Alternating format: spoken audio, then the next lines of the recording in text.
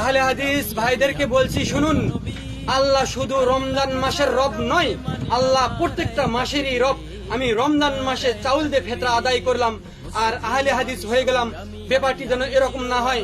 প্রত্যেকটা আহলে হাদিসকে হতে হবে ওই রকম আহলে হাদিস যেমনটি ইমাম শাফি রাহিমাহুল্লাহ বলেছেন, ইদা রাআইতু রাজুলাম মিন আসহাবিল হাদিস, আমি যখন কোন আহলে হাদিস ব্যক্তিকে দেখি, ফাকাআন্নী রাআইতুন নাবিয়্য সাল্লাল্লাহু আলাইহি ওয়াসাল্লাম হাইয়া, তখন আমি যেন স্বয়ং রাসূল সাল্লাল্লাহু আলাইহি ওয়াসাল্লামকে জীবন্ত দেখি। আল্লাহু আকবার।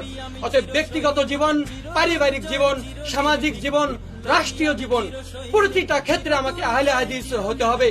বউ বিটি পর্দা করে না, ছেলে সালাত আদায় করে না, সুদ ঘুষের সাথে জড়িত, আর আমি আহলে হাদিস হয়ে গেলাম। এইরকম আহলে হাদিস হলে প্রকৃত আহলে হাদিসের ওপর দুর্নাম নেমে আসে। প্রতিনিয়ত মানুষের কথা শুনতে হয়।